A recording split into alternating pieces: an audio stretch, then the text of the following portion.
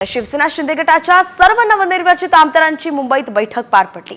या बैठकीत मुख्यमंत्री शिंदेंची एकमतानं गटनेतेपदी निवड करण्यात आली आहे। यावेळी 3 ठराव सुद्धा मांडण्यात आले। मतदारांचे आभार मानणारा ठराव मांडण्यात आला, तसंच मोदी आणि शहांचं अभिनंदन करणाराही ठराव यावेळी मांडण्यात आला। आणि या बैठकीत शिंदेंनी आमदारांना मतदारसंघात चांगलं काम करण्याच्या सूचना दिल्या। तसंच मुख्यमंत्री पदावरती चर्चा सुरू असल्याचा शब्दही शिंदेंनी आमदारांना दिलाय।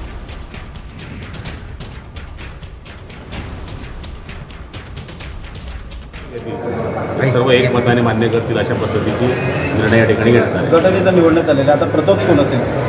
अजून आता त्याची काही प्रक्रिया सुरू झाली, पण शेवटी शिंदे साहेबांनी जे नाव सांगितलं तो प्रताप असेल। सर्व आमदारांनी एकमुखाने मागणी केली की मुख्यमंत्रीपदी पुन्हा एकदा एकनाथ शिंदे यांचे नाव असावं। नाही, मागणी अशी केलेली जरी असली तरी शिंदे साहेबांचं आणि सगळ्यांचं असं त्यांचं असं म्हणणं पडलं की महायुती जो निर्णय घेईल तो सर्वांमध्ये मान्य करण्यात येईल। कधीपर्यंत शपथविधी होईल ते माहीत नाही।